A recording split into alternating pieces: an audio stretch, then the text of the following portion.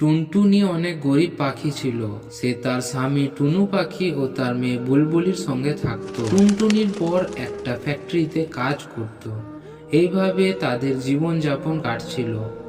একদিন টুনির বর কাজ থেকে বাড়ি এলো। তারপর সবাই মিলে বসে খাবার খেলো। সবাই ঘুমিয়ে পড়ল। সকাল হয়ে গেল।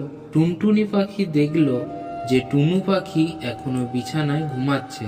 গো বুলবুলির বাবা, এখনো ঘুম থেকে ওঠোনি? কাজে কি যাবে না তুমি?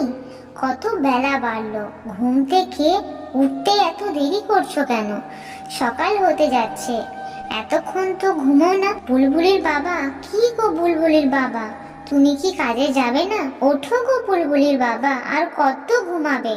কিন্তু বুলবুলির বাবা অনেক গভীর ঘুমে ঘুমাচ্ছিল।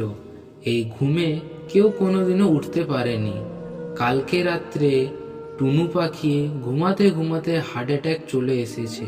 তার জন্যেই টুনু পাখির মৃত্যু হয়ে গেল। এটা কি করলে তুমি? আমাদের ছেড়ে তুমি কি করে চলে গেলে বুলবুলির বাবা? তুমি চলে গেলে, তুমি চলে এসো, তুমি ছাড়া আমাদের কি করে থাকবো আমরা একা একা? এটা কি হলো আমার সাথে? বুলবুলির মাথা থেকে বাবার নাম উঠে গেল। হে ভগবান, এটা কি করলে তুমি? এইভাবে টুনি কাঁদতে কাঁদতে মনের দুঃখের কথা বলছিল। বুলবুলিও অনেক কাঁদছিল। কিছু মাস এইভাবে পেরিয়ে যায়। হঠাৎ টুনুর মৃত্যুর কারণে টুনি পাখি কি যে করবে কিছু খুঁজে পাচ্ছিল না। এই চিন্তায় পড়ে গেল। সেও তার মেয়ের পেট কি করে চালাবে এই চিন্তাই করছিল। হে ভগবান, ঘরের মধ্যে একটা খাবারের দানাও নেই। তাড়াতাড়ি আমাকে কোনো খাবারের সন্ধান করতেই হবে, না হলে বুলবুলির পড়াশোনা বন্ধ হয়ে যাবে। আমাকে যেমন করে হোক আমার মেয়ের পেট চালাতেই হবে। একথা ভাবতে ভাবতে টুনি পাখি কাজের খোঁজ করতে বাইরে বেরিয়ে পড়ল। অনেক খোঁজার পর সে কাজ খুঁজে পায়। তাকে খাবার বানানো আর ঘর গোছানোর কাজ পায়। তার পরের দিন টুনি পাখি বাড়ি থেকে বাইরে যাচ্ছিল কাজের জন্য। তখনই বুলবুলি তাকে ডেকে বলল, মা, আজকে আমার স্কুলে ছুটি পড়ে গেল, আমি তোমার সাথে যাব। তোমায় ছাড়া বাড়িতে একা একা একদম ভালো লাগে না। মা, আমিও তোমার সাথে সাথে যাই না, তোমার সাথে কাজে সাহায্য করে দেব। প্লিজ মা, আমাকে নিয়ে চলো তোমার সাথে, নিয়ে চলো না মা। আচ্ছা ঠিক আছে বুলবুলি, সেখানে কোনো দুষ্টুমি তুমি করো না। হ্যাঁ মা, আমি জানি, তুমি শুধু সেখানে নিয়ে চলো। তারপর টুনটুনি তার মেয়েকে সঙ্গে নিয়ে গেল। এই টুনটুনি, এটা আবার কি? তুই একে নিজের সঙ্গে নিয়ে এসেছিস কেন? এটা আমার মেয়ে আছে মালকিন, আজ ওর স্কুলে ছুটি ছিল, বাড়িতে একা একা থাকবে, এই জন্য আমার সঙ্গে নিয়ে চলে এলাম। কান খুলে শুনে রাখো, আমি এখানে কোনো ধর্মশালা খুলিনি। তুমি এখানে পুরো পরিবারকে আনবে? মনে রাখো, তুমি এই বাড়িতে কাজ করো, তুমি নিজের কাজ করবে, কাজ করে বেরিয়ে যাবে। তখনই সেখানে সুন্দরী পায়রার ছেলে এলো। মা, আমার খুবই খিদে পেয়েছে, আমি পিৎজা খাবো, তার সঙ্গে টমেটো সসও দেবে। আমি এখনই বানিয়ে দিচ্ছি। ও মা, আমিও পিৎজা খাবো, আমাকেও দাও না ও খেতে। যজ্ঞ, তুমি তোমার রুমে যাও, না হলে এদের খাবারের নজর লেগে যাবে তোর ওপর। আমি তোর জন্য পিৎজা উপরে পাঠিয়ে দিচ্ছি। মালকিন সুন্দরী কাকের এরকম ব্যবহার দেখে টুনটুনি পাখির খুবই খারাপ লাগলো। সে আর কি বা করতে পারবে কান্না ছাড়া। এই সব হওয়ার পর টুনি পাখি তার মেয়ের সঙ্গে বাড়ি চলে এলো। টুনটুনি পাখি ও তার মেয়ের সোনালি নিয়ে বসে গল্প করছিল।